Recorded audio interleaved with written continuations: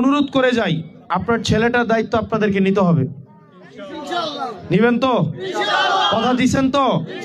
প্রত্যেকদিন কয়জন কয়জন কয়জন এবিডি কইতো না গো, কইবেন নি আপনি?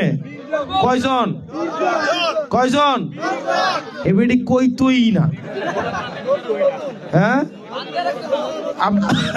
আপনার বাইরের বাড়ি কো? হ্যাঁ, মোহনপুর।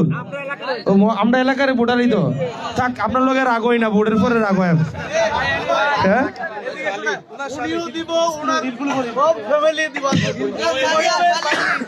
আচ্ছা আচ্ছা, না এবিডি এবিডি কইতেছে আমি তো 10 জন করে তো অলরেডি জোগাই লাইছে, না নতুন করে কি জোগাবো? ঠিক আছে, আপনারা ভালো থাকেন, সুস্থ থাকেন। আমার কি আর আশা লাগবে ভোটের আগে?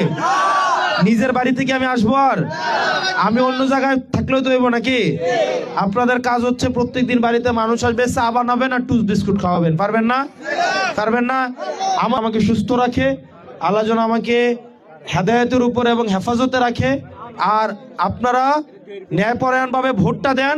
বাকি 5 বছর আমি যেহেতু কারোর উপরে নিজের বিবেককে বর্গা দেই নাই, কারো কাছ থেকে 500 টাকা খাই নাই, কোন চান্দাবাজ ধান্দাবাজ যেহেতু আমার কাছে নাই, থাকলেও তাদের থেকে আমি সুবিধা নেই নাই, সুতরাং আমার কোনো একটা স্ট্রিক্ট ডিসিশন নিতে আমার 2 বার ভাবা লাগবে না। লাগবে?